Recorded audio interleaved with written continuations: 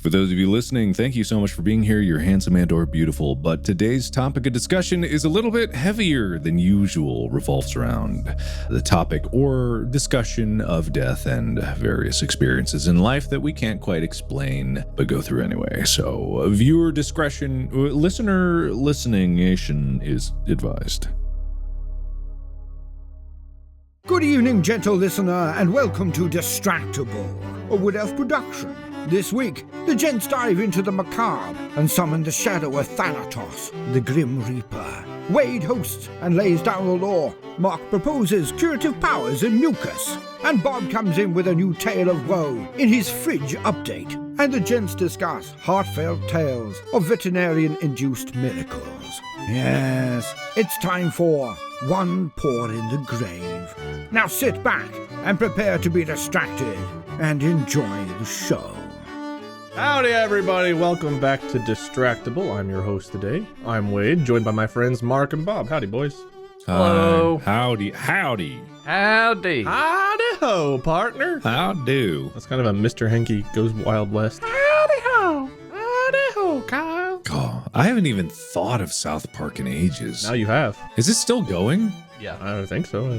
Sometime this year they did like a event that was like the 20th anniversary or something. I didn't watch it, but Well, it started in 97, so 25th anniversary maybe? that would make sense math-wise. Slightly less time than Simpsons. I don't know. I kind of Way less time than Samson's. I kind of like fell out of it, and no insult to like South Park, like it is a very particular type of show.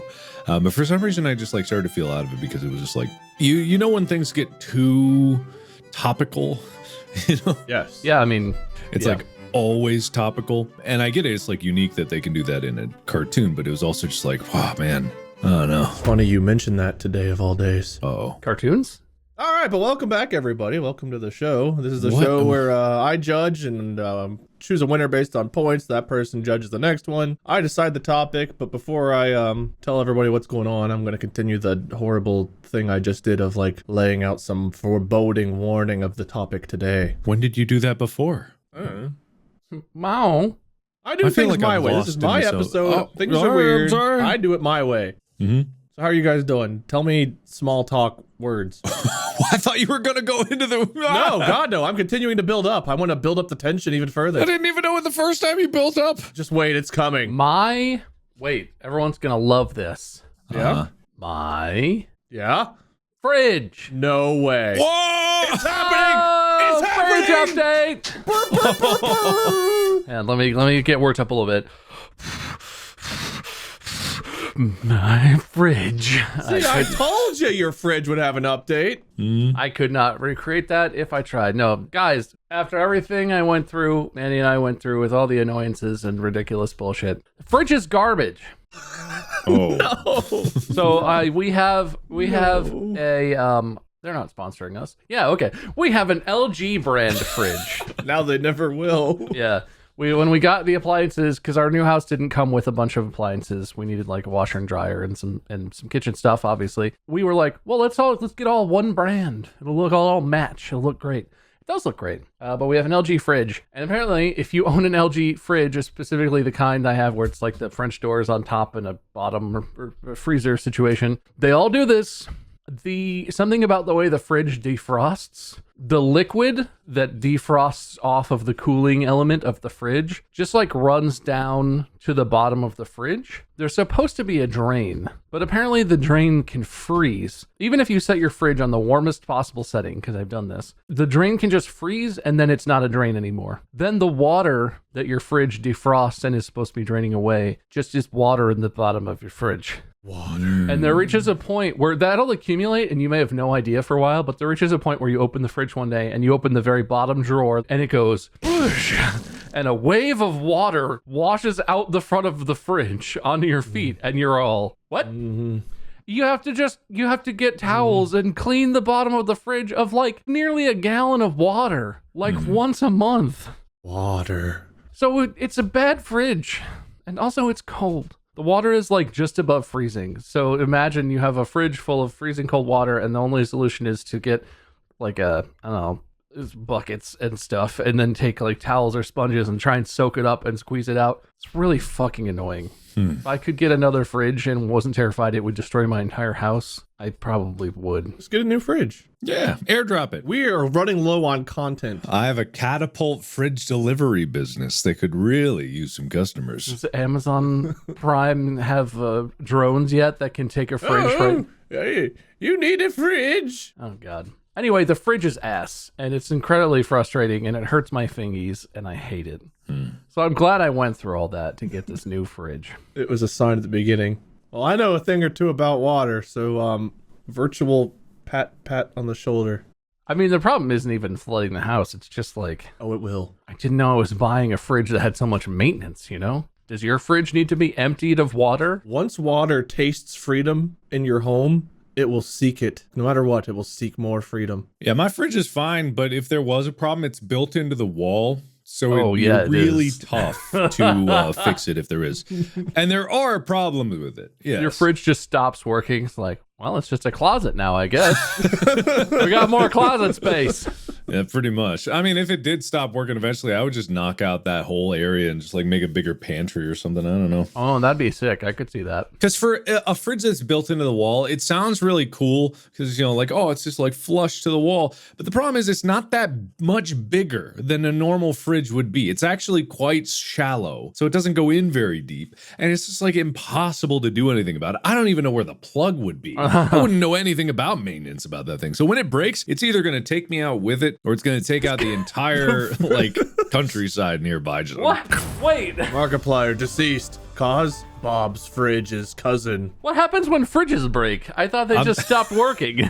I'm just assuming it's like a Fallout 3 level anything, you know, it's like made with nuclear engines in it. It's a nuclear powered fridge. I would not be surprised at this point. And the thing is, it doesn't even do very good because it doesn't make much ice. The bottom drawer It on has the an right ice side maker? It has an ice maker, Oh, but it's weird. just like extremely slow. It'll fill the entire bin of ice once a week. Like it'll take a full week to fill that bin. And I'm like, that's not normal. That shouldn't be it, but that's just the way it is. You were gonna say a day, and I was like, a day's pretty normal. That's not bad. No, yeah, a week? day would be normal. A day should be normal, but it don't do that. I bought a separate ice maker just because I needed more ice, and that Is thing it can. also nuclear powered? It might be because that thing fills up its entire tray. I could fill it 3 times a day, and it's like 5 pounds of ice it can make at a time. It's Is it like wonderful. a countertop ice maker situation? Yeah, it Dude, is. those Yeah. those smack. Those are great, and they got the little tubey ice. Oh, like the tube tiny ice little- is so Oh, good. it's so good. Yeah, Yeah. It's my favorite thing. It crunches so good. Mm-hmm. When by the time you finish whatever you're drinking, and then you can crunch the ice, it's like the perfect meltiness. It really Where is. it's like a snow cone of whatever you were drinking. Yeah, no, it's fantastic. Countertop ice makers are so good. Yeah, but I might just buy one of those like hotel level ice machines. You know, the kind you could stick your whole body in. What do you need? 50 pounds of ice a day? I mean, maybe. You know, honestly, I really like having ice around. You never know when ice is going to be useful. If you need like an ice bath, if you ever like, or if I'm doing a lot of workouts there occasionally where I'm like, I just want to take an ice bath. Well, I don't have enough ice to do it. I'd have to go to the store and get 50 bags of ice just to put in my tub. I just imagine California like headline, biggest drought of all time. There's no water anywhere. And they cut to an image of you with just bags of ice, like standing outside like a bandit, like, I've got water. You want to buy some? Everything I do is a news story to you. I'm like, come on, man. It's an ambush. Mark is at the gas station trying to buy bags of ice, and the reporter runs up like, Sir, do you know we're in the worst drought of the century? Sir, what are you doing with this ice? I just need an ice bath. I'm kind of sore. You heard it here first, folks. Well, you know, I don't know. What ice are you talking about? I just want to watch it melt. I just dump it on my driveway. Dude, I'm gonna buy another ice machine right now just because screw you guys.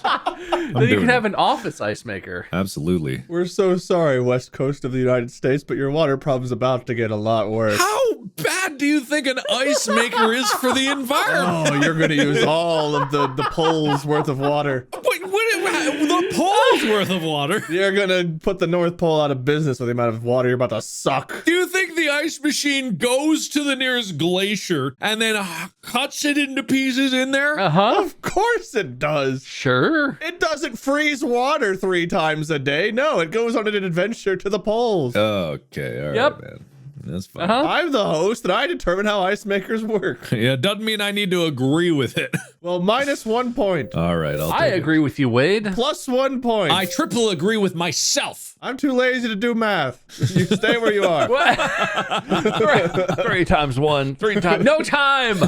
Move on. Oh, God. Then I have to add it to the other negative, and a negative plus a negative, still a negative. Oh, it's so complicated. Yeah.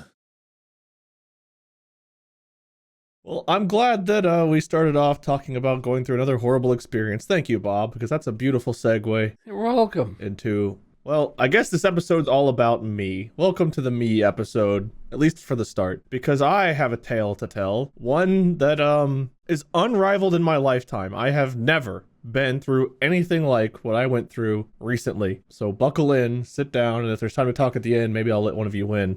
Or points will stand as is and Bob wins already. So. All right. A strong starting position. I didn't realize how important this opening was. I might have agreed a little more. You waived your one opportunity at points, you fool. Oh man, all of the points have been given out already. I never knew. I didn't realize. Should have thought it through. No, I refuse. Well, if you all follow me on social media, then you saw some tweets back in the end of October, right before Halloween, of some stuff I went through with our cat Keeters. Well, Molly and I went through, I should say. The whole family basically went through. The week of Halloween is a weird week for me. My aunt has a birthday that week. It's the anniversary of my grandma passing away. There's a lot of things that are just happen on the week of Halloween always, and I don't know why. But on this particular Halloween week in 2022, our pets had a standard comprehensive yearly exam set up and a dental cleaning. And so Wednesday morning, what was Wednesday's date even, like the 25th? I have to look back. The 26th! Yeah. All right. This matters, maybe. Well, it might. So the 26th, the pets had an appointment, all 3 of them, to be dropped off at a vet. We had to drop them off at 7 a.m. So for me, as a night person, I usually stay up pretty late, sleep until like 11 or 12. Getting up at 6 to drop off our pets kind of sucked, but whatever. They're worth it. We'll do it. Molly nor I could fall asleep that night. We were both very restless. We kept rolling around, couldn't get comfortable. It was just one of those nights where we couldn't sleep. So around like 4:30 or so in the morning, I think we finally passed out for like an hour and a half. Got up at 6, took the dogs out, put our cat in the crate to transport, took him to the vet, dropped him off, went back home and thought, we'll get like 5 or 6 hours of sleep. This will be great. Go back and get the dogs in the afternoon, the cat in the afternoon. Everything will be fine. So fast forward to us getting home from dropping off the pets. We get home around 7:30, 7:45. We lay back down, go to sleep, thinking we're going to wake up, I don't know, noon, 1, depending on when our bodies let us after not sleeping all night. But instead, my phone starts ringing right at 10 a.m. And I answer. It's like, oh, okay, it's the vet. So they must need us to authorize something. They like found something needs to be done. Whatever, we'll authorize it. I answer the phone. Is this so-and-so? Yes. We're calling as there's something going on. We need you to get here urgently regarding Shadow. Shadow's our cat's actual name, like his legal name is Shadow. Everyone calls him Keeters. His legal name's Shadow. He's like, we need to get you here urgently for Shadow. Okay, I guess I'll be right in. Hang up the phone. Molly, something's going on with Shadow. They want us to come in. Hopefully it's not as bad as it sounds. I go to start getting dressed, get another call. The vet again, she says, I need to emphasize urgently. Please get here as fast as you can. So now panic's setting in because it's like, well, that sounds very bad. That sounds like we need to get there for our goodbye. Hopefully he can cling on, kind of hurry and get here. Yeah. What the hell happened? So instead of getting dressed, I grab my phone, grab my wallet. I'm wearing my pajamas, fly to the door. Molly flies to the door, put on our whatever shoes. We just go. And as we're driving, it's like a 20-minute drive. We're both kind of like panicking, trying to keep each other somewhat calm. I'm driving on virtually no sleep with adrenaline and panic setting in. We get to the vet and immediately they rush us back to the back room, which we've never been to before. And they've got like 4 technicians and the doctor all around our cat on a table. One of them is monitoring all of his vitals. One of them is pumping oxygen with one of those like handheld like squeeze pumps, keeping oxygen in his lungs. He has like a tube down his throat. Everything is beeping and flashing red, which seems pretty bad. They all kind of look at us. Some of them are sniffling, which also not a good sign. And the vet who maintains, decorum, whatever, just comes up and she explains, we put him under anesthesia to do the dental cleaning, yada, yada, yada. He's not waking up. We have already spent 30 minutes giving him emergency drugs, trying to bring him back out of the anesthesia. It's not working. I'm not sure there's anything else we can do. We can keep trying the emergency drugs, but we have been trying for 30 minutes with them already. I'm administering every 5 minutes, and kind of like, what do you want us to do? And even though we were kind of bracing ourselves for this news, it's different when you actually get it. You can try to brace as much as you want. When someone tells you your animal or your family or whoever is just all of a sudden not going to be with you anymore and they want you to make a decision, it's like, keep going, keep him alive, help him, please save him. And this cat, Keeters, is 15 years old. He's been in my family since the beginning of my college career. He was a very loner cat, kind of did his own thing until he met Molly. When he met Molly, instantly became her cat. It was wild, the transformation he had in becoming her cat. He was not like a super like needy attention and loving animal until he met Molly, and now he follows her everywhere. He is her shadow, no pun intended with his name. And I looked at her looking at him, and it's just like, I told him, please try again. I was not going to have to make her make the decision, but I also couldn't say, take her cat away from her. Take our cat away from us. It's our cat, but it's her cat. So they try 2 more times and nothing. And Molly looks at me and we kind of make eye contact. And I think we both understand like, well, this isn't getting anywhere. What's the point of making them use more of this drug if it's not doing anything? So we nod at the vet. She understands. She removes all the apparatus, the breathing tube, everything else, wraps Keeters in a towel or blanket of some kind, and hands him to us. And we're still holding it together. I think we're both in shock. And she says, well, his heart's still beating. She has like a stethoscope. She's listening. He's still breathing. Heart's still beating. The effect of the emergency drug, that can just be all drug related. It doesn't necessarily mean that he's still himself fighting to stay alive. It's probably the drugs. That could last anywhere from, a few minutes to an hour. We do have humane ways of ending, that process, basically like euthanizing him at that point. If you guys want to go that route, I will give you time to think and to spend time with him. And they took us to like a private exam room where we sat down in the dark, just holding our cat in our arms, wrapped in a blanket, who went in for a dental cleaning, and now all of a sudden we're waiting for him to pass away on his own terms in our arms. It got very emotional. The doctor came in about every 10 minutes or so with the stethoscope just to check his breathing, his heart, all that kind of thing. And he was still clinging for a while, still clinging. And we were there trying to figure out what to do. She offered us at one point with options. She said, if we want an autopsy, they can do an autopsy to figure out what went wrong. They can cremate, they can keep the ashes, send us the ashes. We can go home with him and bury him, whatever we want to do. We're going through all of this stuff, waiting for our baby boy to pass away in our arms. And it was awful. She said it could last anywhere from a few minutes to about an hour. We sat in that room for an hour and 45 minutes, holding him in a towel, waiting for him to pass on his own. I'm not the praying type. I'm rather, I think agnostic's the term. I'm not a non-believer, but I'm not a believer. I prayed. I reached out to my ancestors, to God, to anything and everything, everyone that would listen. Just please don't take Molly's cat. We went through, I think, every stage of grieving in there. And after an hour and 45 minutes, we came to the conclusion that he wasn't waking up and he wasn't passing on. And was it humane to leave him in this condition? And we thought, at this point, maybe not. So I stood up to go tell the doctor that we were ready to have him humanely put down. And as I did that, she opened the door before I could, holding 2 syringes. And she said she'd been on the phone with a couple of different specialists. One of them asked if she had tried such and such, and she said no. She had one more thing to try. The odds of it doing anything were very slim, but there was still, I didn't let her finish. I said, try it, please. Whatever it is, just try it. If there's a glimmer of hope, we need it. So he still had his IV port in his paw, or, his little arm. And so she took whatever it was, injected it into his arm instantly. You can't see a cat's color because they've got fur, but instantly it was like something shifted in his color. I don't know, his glow. I don't know what I'm talking about, but something changed. His tail moved. His ears kind of like twitched a little bit. He like looked around and it was like he was waking up. None of us expected it. Nobody expected anything to happen. It was exhaust this method so we can say we tried everything and go bury our cat. All of a sudden he was awake and our jaws dropped and we just flew. Instinctively, the doctor turned, we flew to the table with all of their, where they'd had him before. And they started hooking him back up to the machinery to check his vitals, monitor this, that. He started like angrily meowing and trying to get off the table. They put like a clip onto his ear to monitor something. He did not like that at all. He was pissed. We were in shock.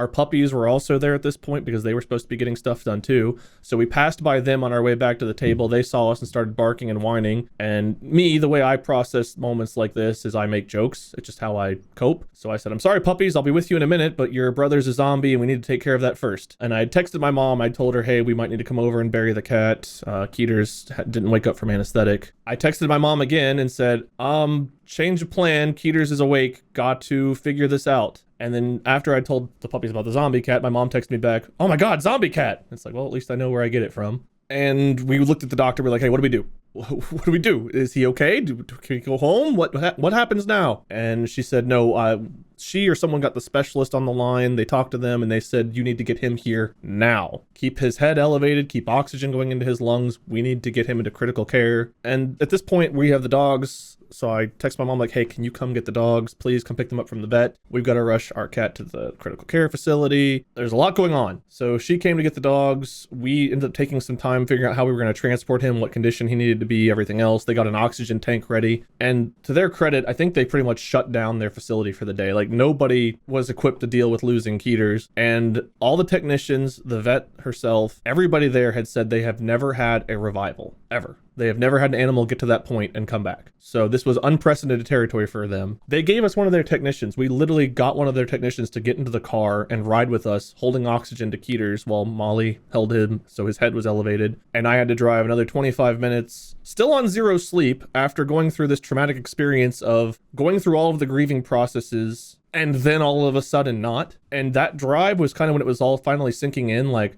I don't know how I feel. I mean, this is not terribly long after the event, but this is still a week after at least. I do not know how to feel.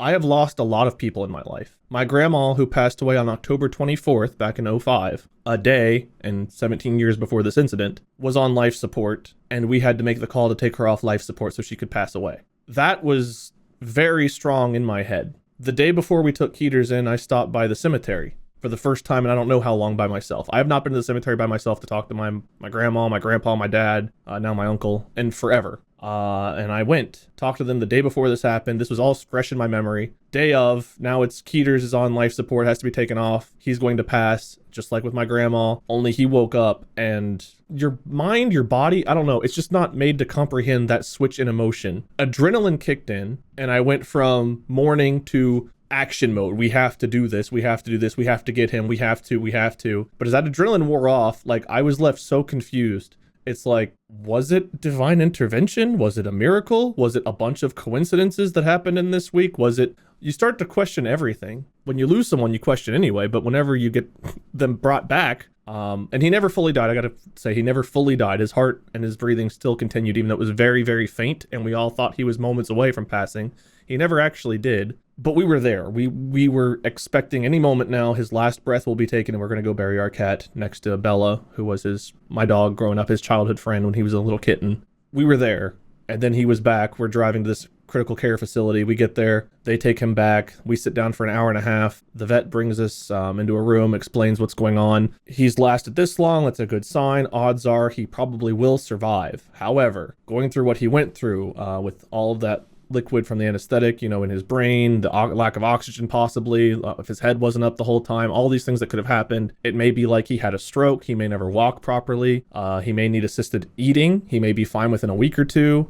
He may never get his sight back. He might. Every patient is different, but with him and how long he was out, we need to have some expectations as to what his survival will mean. And at that point, we didn't care. We were just happy he was alive and he sounded like he was going to survive. Whatever that entailed, so be it. They let us go back and see him. They had him in like this big row of, they're cages, but it's all like sealed. So that way they can pump oxygen into these. And they have him like on a heated bed with oxygen pumping in. They wrapped like a harness around him with all this monitoring equipment. His temperature was really low. I forget what it was at. It was like 91. His heart rate was between 130 and like 140 something. They wanted it closer to 160 or above. So all of his numbers were very low. They thought he would probably pull through, but the next 24, 48 hours were going to be critical. And if we got a call before like 10 o'clock the next morning, it was probably going to be bad news, which is not really what you want to hear when you're going to go home and try to rest, because every time my phone buzzed or I thought it buzzed, I was trying to prepare myself for the he didn't pull through call. It was miserable.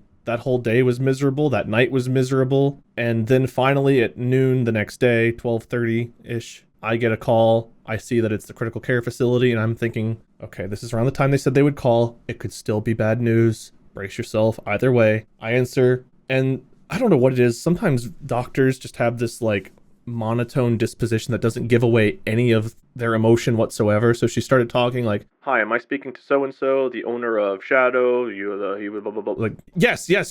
How's the cat? Is he okay? How's our cat? Oh, well, Shadow's doing very well, actually. He's doing better than we expected. It's like, oh, thank God. Okay. Sigh of relief. Now try to listen. And he was standing. He was meowing. Basically, he was himself. They didn't know how good his vision was. He wasn't eating. And I said, for him, that's pretty normal. He's a very picky eater, finicky eater. And if you have him strapped in a harness, he's going to be miserable, not wanting to do anything anyway. And they said we could come see him. So, of course, we did. We rushed over to go see him. And I think we tweeted out some pictures of him, like with his harness on. I can't remember. But he seemed like himself. He was very tired. But he immediately recognized us. He came and sat on our laps. He actually ate some food for us. And then they wanted to keep him for another 24 hours. Next day, we went and got him. We brought him home. And as of right now, he is pretty much back to his complete normal self. He's on an antibiotic. He seems to have his full range of vision, motion. He's jumping up to get food, going and cuddling the dogs, fighting with them, whatever. He seems fully like himself. And all of this is still surreal to me.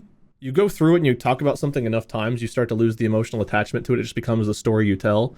I am not at this point with this story yet. I still have my stomach in knots thinking about it. I don't know how to explain what happened other than a bunch of coincidences that my brain wants to attribute a whole bunch of other stuff to. But I guess everyone and what they believe in will have a different explanation, which is fine. But this was enough for me to shake my agnostic feelings a bit to the point where it's like, it was a lot of different things that came together at once on a week where there's already memories, things. And I haven't even mentioned one of the weirdest things that happened, which could be attributed to pure exhaustion or just delirium. I don't know. But the night that we took him to the critical the day, Wednesday night, basically, after everything happened, we took him to critical care facility. I was in bed, falling asleep, and I thought I heard skittering, like the cat running around, which I knew was not possible because he wasn't there. So I was like, oh, great. Now there's a raccoon or a rat or something in the house. Great. And I went to sit up to go look for the source of the noise. And our master bathroom connected to our bedroom has like this double door opening for some reason. I don't know why they designed it that way, but they did. We keep one of the doors closed, one door open. I don't know why, but we do. The door that was open is shadowed, right? Because it's dark, it's nighttime. So you can kind of see the white door on the right that's closed. You can see part of the white door that's open. The black space in between, it wasn't glowing like a light, but it was filling up with white, like the door, almost like in a video game when you have a wall that you can go through or a door that you just clip through and you can like sort of break through and see through it, but then you back up and it just fills out again. There was something like that happening. And I rubbed my eyes, I was like, okay, I'm losing my mind. I sat up, looked, still there.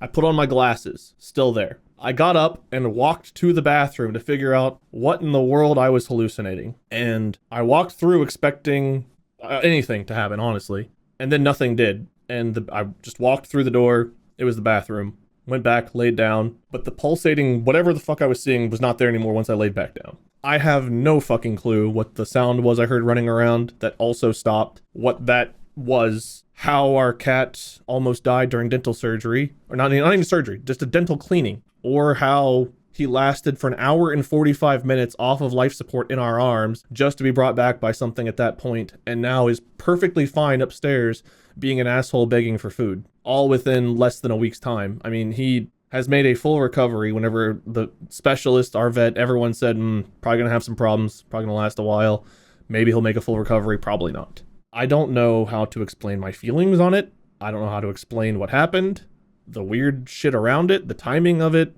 There are so many different things. I also found out apparently we have a black cat. This all happened Halloween week. And I think October 26th was National Black Cat Day. So just a lot of weird shit going on this particular week that, again, all coincidences, but when you live through it, it doesn't feel that way. It feels different. And seeing him there seemingly comatose in our arms, as the vet tells us, his heart rate is fainter and fainter and fainter.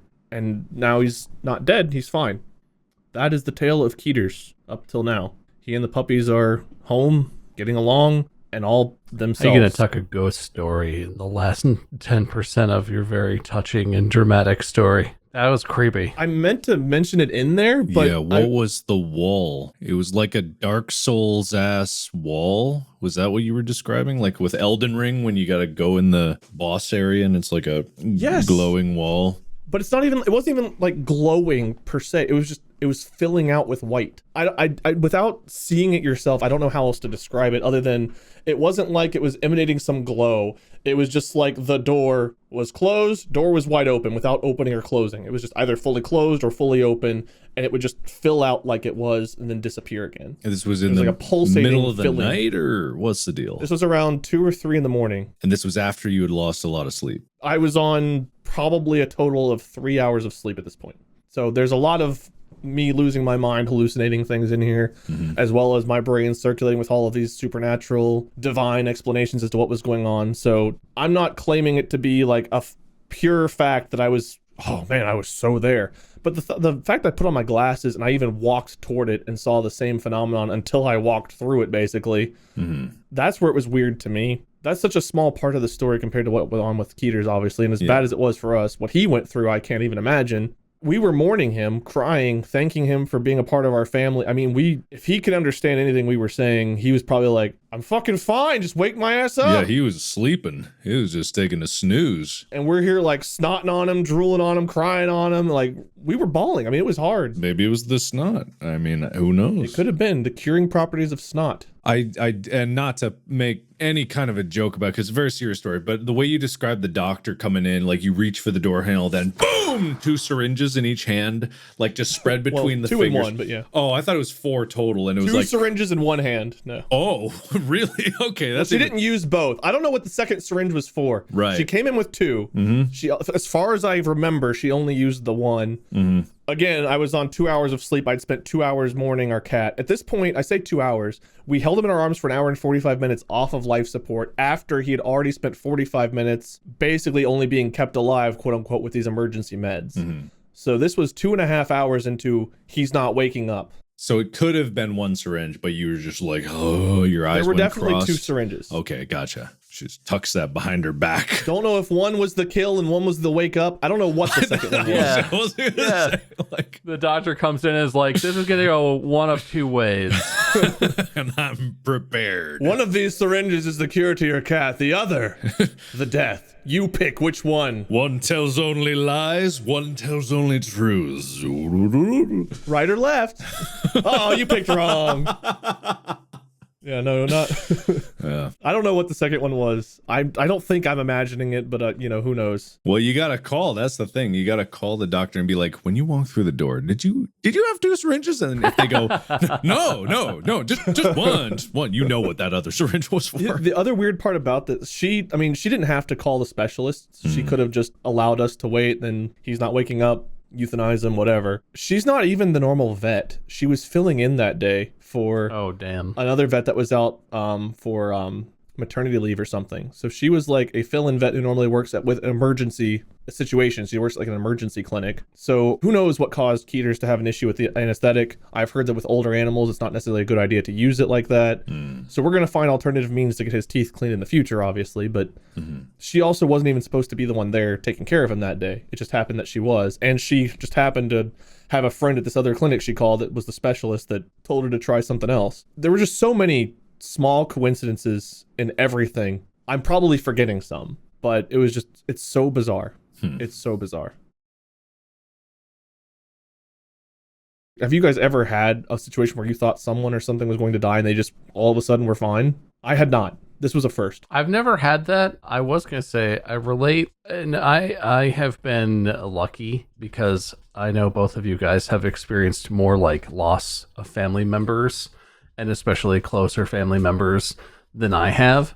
A couple of my grandparents have passed away over the years, and that feeling of being really like, I know how I see the world, at least where I am right now, in terms of like religion and what I believe, what happens when you die, that sort of stuff. But the really close deaths in the family I've experienced, that feeling of like questioning everything that you think you believe. Like, and even though, I wouldn't say I think I know them, I think it's hard to understand what dying must be like, what happens, if you have an eternal soul or whatever. People believe a wide range of things, but it has always shaken that for me. I can't imagine what it must be like that Keter's like hung on and then came back. Yeah. I definitely never had that happen. That's pretty insane. They'd never had a revival. None of the techs who had worked various amounts of years, this doctor who worked with emergency pets, had never once had a revival. Your story is not about this, but one of my aunts-in-law is a vet. And I have some friends who have gone on to become vets as adults. And part of being a vet that makes it incredibly hard is euthanizing pets, because frequently when pets get sick, it's like what happened with Keter's, where it's like, well, we don't understand this should be fine, and they're not responding, the normal way. Or, pets get really sick because they don't tell you, oh, my stomach hurts, oh, my leg hurts. When a pet gets sick, it's frequently quite sick. It's advanced, it's, late stage, whatever. And so I can't imagine what it was like for the vet crew that you were working with too, that they came to that moment and they're like, damn it, we have, this is a sweet cat, we have to put him down, damn it. And then all this crazy shit happens, and then you leave with your cat and they're all just standing there like, we did it? I don't, like, what the fuck? Yeah. I don't know. Well, one of them will probably listen to this episode. One of them actually listens to our podcast, one of the texts there. Interesting. She'd complimented our podcast one of the days when I dropped them off, maybe even that morning. So she'll get to hear our side of it told back. But yeah, no, they were all super emotional. They all were very devastated. I guess they had lost a cat in the last week or two to something similar. And so, yeah, like it sounded like they basically were like, hey, everyone else, we can't do anything for your pets today. We are not emotionally there to do that. And the specialist we saw had a few revivals. She's like, well, this is literally what I do. So I've had a few of these. It happens. So it's not unprecedented that it happened, but our normal vet had never had a revival. And obviously, I don't think people go through all of the stages of grieving very often just to have the switch finally flipped at 0 hour. I mean, this was an hour and 45 minutes. We could have pulled the plug at any moment. At any moment, I could have gone in and been like, hey, come in, euthanize. It just so happened that when I stood up, and this is not an exaggeration for the tale, this is when I stood up to go get the vet to put down Keter's, that is when she was outside the door with this miracle syringe of whatever the hell it was. That exact moment that we gave up was the moment that last flicker of hope entered the room. It's just so bizarre. And if you want to attribute it to, God, coincidence, miracle, whatever it is, the timing of it, I cannot emphasize enough, was insane of how this happened. Insane. So my similar, but not quite the same situation is with Chica recently. I've talked about this before. I'm not sure on the podcast, but I talked about it where she had heat stroke recently while we were in Korea. So it was a very stressful time because we didn't know, and calling the doctors, you never know. And it's just like, you suddenly get this news like, oh shit, your dog had heat stroke. What does that mean? Temperature 109. I'm like, how? And it's like, we don't really know. It came in like this. How long? And then talking with the dog sitter, and all of it was just like a confusing amalgamation of information. And then when we started flying in, they said she was stable-ish. Temperature still high, but she was at least awake in some capacity. But they had told us basically, we're not sure how long she was in heat stroke territory, which is 109. So we're afraid she might have brain damage. And that's terrifyingly scary. So you're like, oh shit, oh God, what's going on? So we finally get back home and we're calling the doctors, and they're like, yeah, we're just not sure. Temperature's still up. Her behavior is a little abnormal. So but we have no basis because they'd never seen her before. And so when we get there, the doc says like, yeah, so we're gonna talking about her, reiterating the brain damage thing. And then so we asked like, yeah, can she come in? Is she able to do that? I was like, yeah, she can walk short distances. But again, we're not sure where she is mentally. So we're like, oh no. And she walks in the door, and as soon as she sees us, she's like, and she recognizes us immediately. And then she can't really stand because she's weak. So she flops down. She's just like super happy to see us. And we go like, yeah, what made you think she brain damage? And it was like, well, she was staring at walls, just looking at nothing and looking at light. I'm like, oh, that's Chica. Oh, that's her. She's in there. Oh, good girl.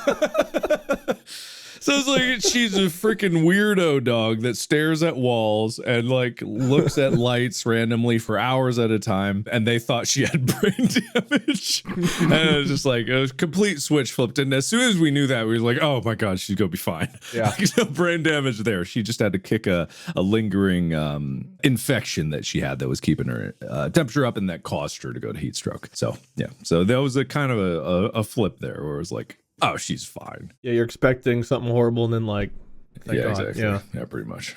I also, part of the story that stood out to me, I feel like this is not a human doctor thing as much, but I've definitely had it. I don't know if vets don't get training in this or if it's just less of a consideration. Lexi has to get her teeth cleaned in that same way, where we drop her off and she's anesthetized because she has terrible teeth problems because she's got a little chihuahua mouth. Yeah. And every time we drop her off, I drop her off early in the morning, and then I expect a call sometime around lunch or whatever to say like, yeah, she's woken up. You can come get her at this time. We'll have her ready, whatever. But they always call, and like if I don't answer, especially the vet tech or whoever is calling will call and be like, hi, I'm calling for the owners of Lexi.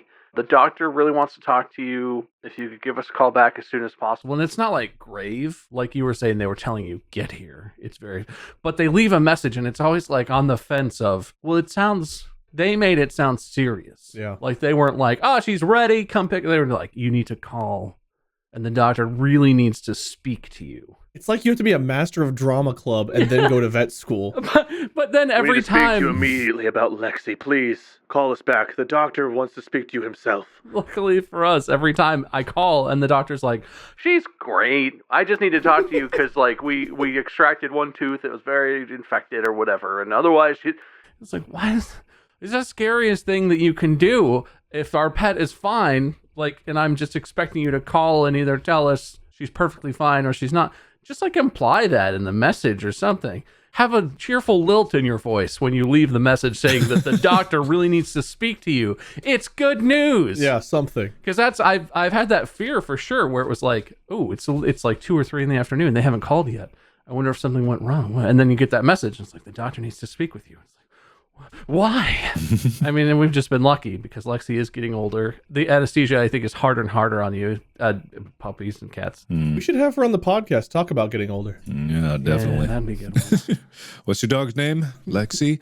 Oh, I see. Yeah, I know. Well, we did see Alexi earlier today. She might still be here. Let me check. How soon can you come in? So I guess in summary, dear doctors and especially vets, sound happier.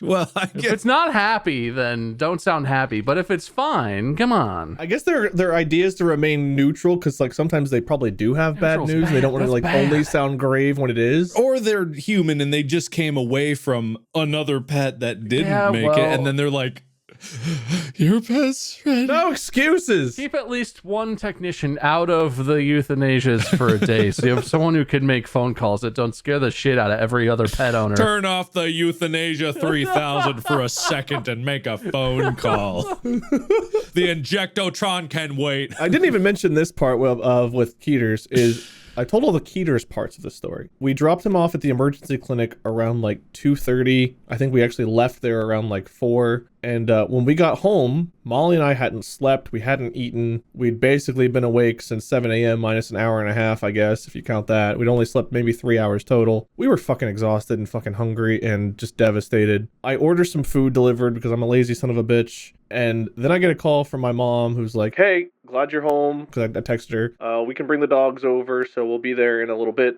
I was like, great, sounds good. Thank you. Ring, ring. Okay, it's my mom again. Yeah, what's up? So, Ginger, Yes? her face, it's swelling, like a lot. Take her to the vet. I will call. Hang up. Call vet. Apparently, Ginger, something happened. Her face, it's swelling a lot. According to my mom, they're going to bring her right in. Is that okay? Yes, well, that's fine. We'll get some Benadryl, yada, yada. Great, thanks. Call my mom. Get her there, please. It's like, bee, wasp, she dying so Keeters can live? It was a trade of souls? What the fuck's happening? Please.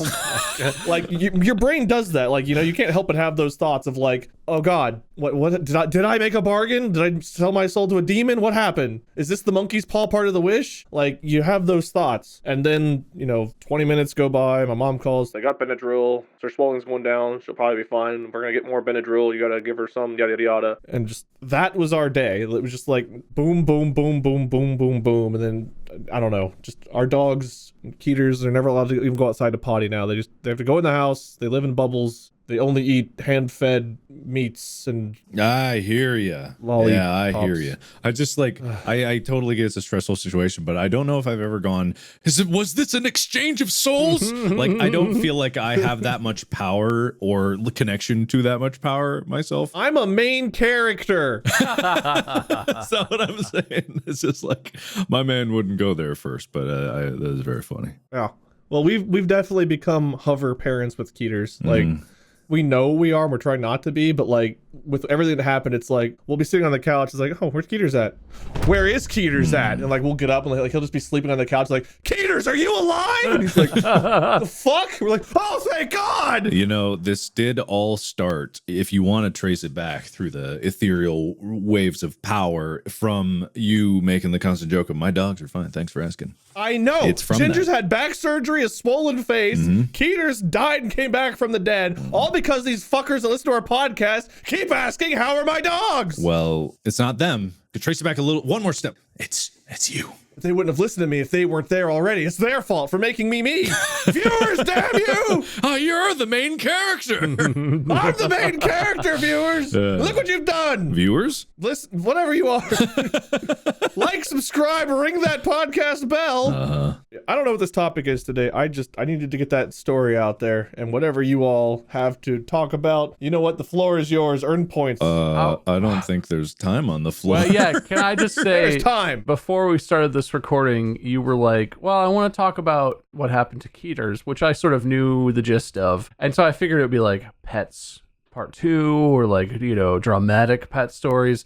I have pulled up in front of me to talk about the plots, like the Cliff's Notes plots of the movies Homeward Bound, The Incredible Journey, Balto, and Shiloh, the children's book. Oh, I love Balto. And I was going to tell comedic versions of those as things that happened in my life, but that seems incredibly inappropriate now. Yeah, I had things like that were, I had close calls, but everything's okay. And, I was going to read stuff like that. So, yeah, I mean, those seem really lighthearted and inappropriate against the backdrop. Also, you said the story wouldn't be long enough for a whole episode, and that was definitely not true. I didn't expect it to be. But we had some banter. You guys talked about your pets and stuff in the middle. It wasn't just the tale. Yeah, but that's a long story. It was like a whole day of constant, agony of what the hell is happening. Yeah. Yeah, what the hell, man? God, jeez. What do you think? You're some kind of main character over here? Yeah, I'm so sorry, guys. I didn't mean to put you through this. I will say a certain segment of that was kind of like, I feel like a nightmare that a lot of people have, and that I definitely have, where he was taken off of the like operating table or whatever you'd call it, and you guys were just holding him and sort of like saying goodbye. Yeah. My grandmother that passed away had Alzheimer's. And so it was not a surprise that her health declined. She lived to a very old age and did really well considering that she had Alzheimer's. But even fully having time to prepare for where she was, how her health was, there was a length of time, I think, where she was on life support. And I was not living in Ohio at this point. So I was like hearing this over the phone where, my parents, I think, or her family, maybe her kids, were in that moment of like, okay, well, they told us she's probably not coming back. I'm sure that they did like brain tests or something, but that moment of like, do we pull the plug? Do we make this decision? How do you make that?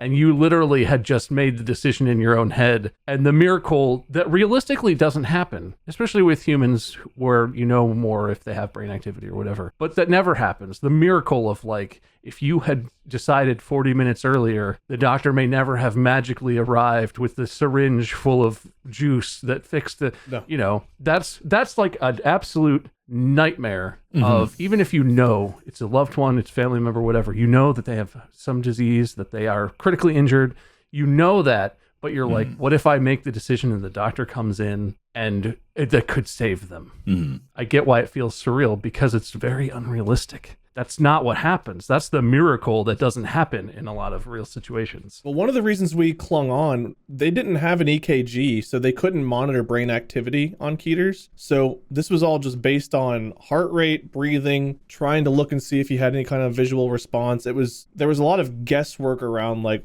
he's probably not coming back, because they could not monitor his brain activity. Right. I don't know what they would have found if they could have, but that's what made us cling on so long, was like, well, they said he'd pass in like an hour. We're going on almost 2. He's still here. Does that mean something? And then, like, then it's like, no, it probably doesn't. He's still not waking up. And like, you go through these ups and downs, and then we reached the lowest of lows just to have him bounce back, which... It's very unbelievable. Like... Yeah, if it was written... in a movie, people would be like, yeah, the doctor walks in with the magic syringe that, it's better. Right at the last moment. Yeah, right, okay. I would not believe me if I were anyone else listening to me tell this story. That's how much bullshit that actually happened, All right, you heard it here first, everybody. Don't believe him. I wouldn't. He said that. Don't believe him. I mean, if I was a more callous person, I'd be like, show him on camera. Where is he? How did this happen? Does Chica have legs? Yeah, that Chica. Yeah. Does Chica have legs? It's like what people believe out there is just like, where's her legs? And I kept going like, her legs are fine. And everyone's like, where are her legs? Like what people will believe and won't believe, like what they latch onto is just like drastically different. Yeah, I would not have believed this story. No. I would have been skeptical of like, okay, well, they're embellishing slightly. I didn't need to embellish. If it was a news article, no one would believe it. I'm an embellisher, and there is zero part of this story I've needed to embellish, because it was just that unbelievable every step of the way.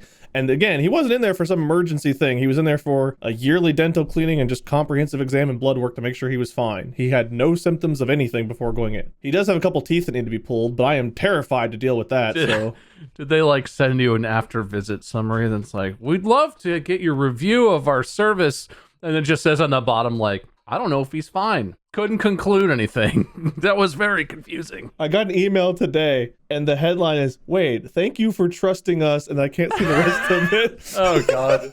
Thanks, automated survey system. What an appropriate thing. I'm glad I didn't get that the day of, because I would have been a lot more callous.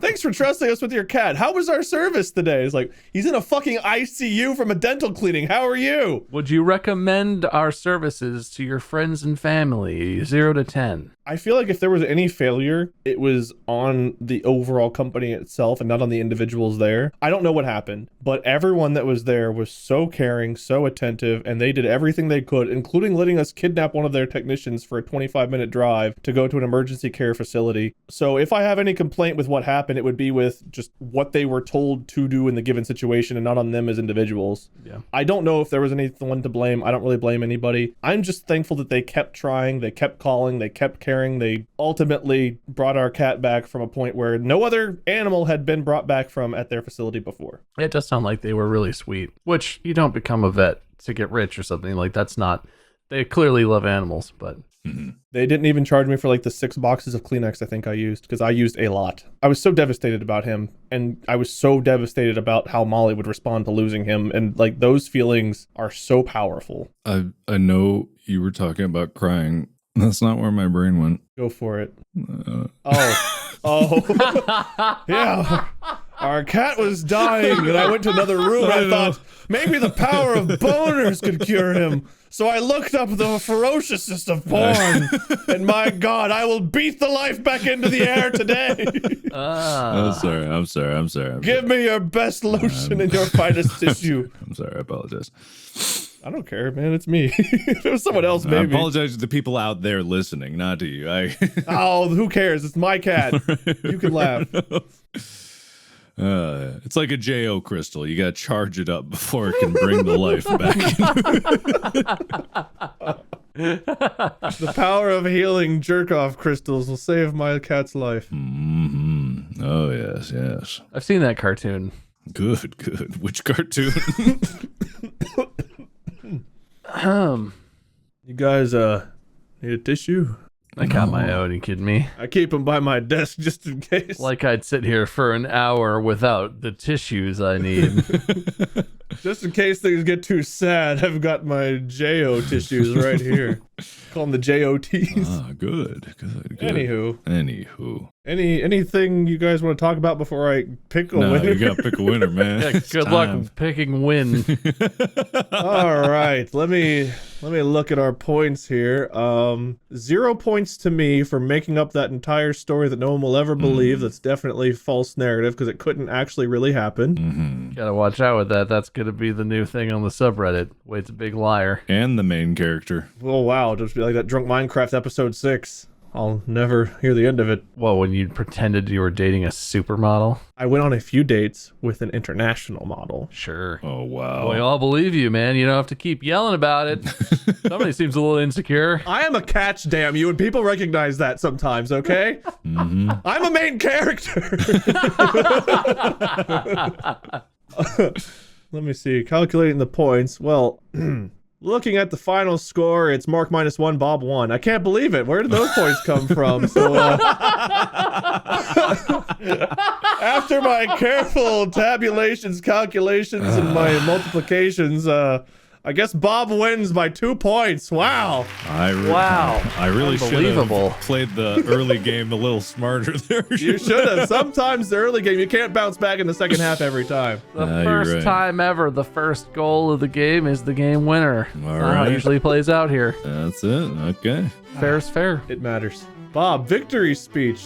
You know, it feels good. I had a feeling those points would pay off. I didn't foresee the whole distance this episode would take, but I'm glad I went with my gut and kissed ass to make sure I earned every last point I could. Yep. Oh, yeah. You've suffered the least trauma, therefore you deserve the most win. That's fair. Feels right to me. As the main character. Damn it, I lost my title.